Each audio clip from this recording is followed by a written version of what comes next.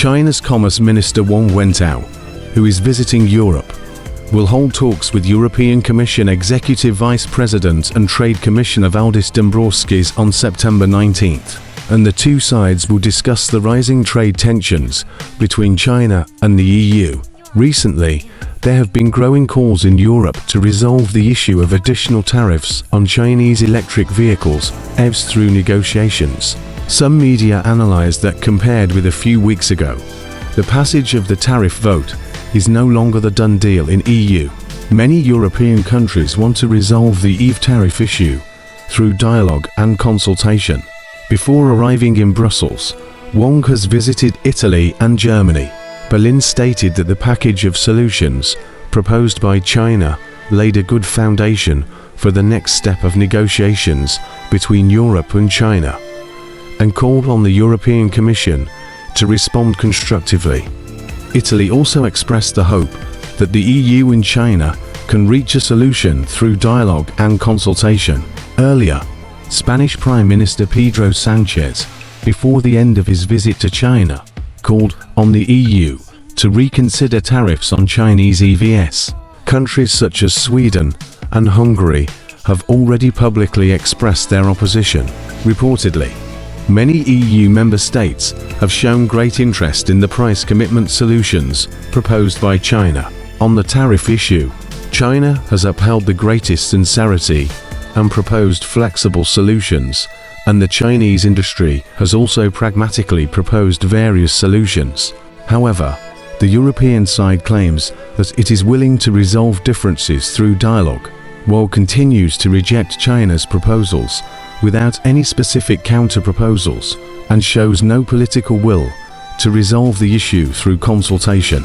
Not only is China deeply disappointed with this attitude of the EU, but EU member states also showed dissatisfaction.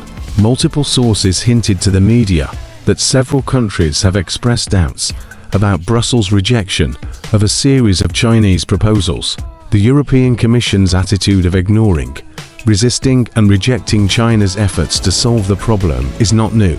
It has been happening throughout the entire process of the EU's so-called anti-subsidy investigation of Chinese EVs. This makes us wonder whether the European side is sincere in solving the problem, or the EU has ulterior motives, and it did not really intend to seek trade fairness or protect the competitiveness of European companies from the beginning, but convicted Chinese companies by a presumption of guilt before drawing an objective and true conclusion. The Global EV Outlook 2024 report released by the International Energy Agency that global EV sales are expected to reach 17 million this year, accounting for over 20% of global car sales. Fatih Birol, executive director of the IEA, said the global EV revolution appears to be gearing up for a new phase of growth. The wave of investment in battery manufacturing suggests the EV supply chain advancing to meet automakers' ambitious plans for expansion. As a result, the share of EVs on the roads is expected to continue to climb rapidly. At this critical juncture, the world is closely watching what stance the European side, as a long-time advocate of free trade and clean energy, will take regarding Chinese-made EVs in Europe. What decisions will be made, and what kind of results will be achieved?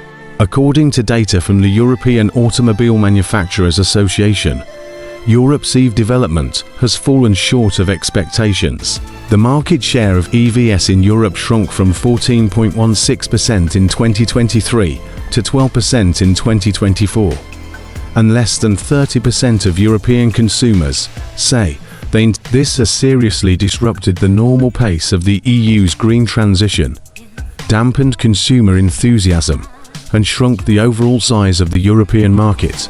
In contrast, countries in the global south, including Vietnam, Thailand, Brazil, Indonesia, and Malaysia, are witnessing rapidly growing demand for EVs.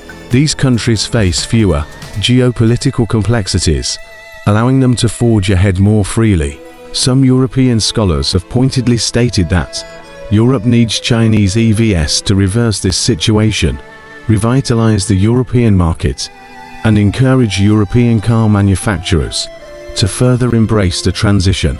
Imposing additional tariffs will seriously disrupt China-EU trade and investment cooperation. This is not something caused by China, nor is it something China wishes to see. However, if the European side insists on pursuing this path, China will take necessary measures to resolutely defend the legitimate rights and interests of its enterprises and industries. China has repeatedly made this point clear. There is still ample time to resolve the issue, but the key lies in Brussels breaking away from a win-lose mindset and returning to the essence of China-EU economic and industrial relations to objectively and rationally assess the pros and cons of Chinese EVS and the broader China-EU relationship.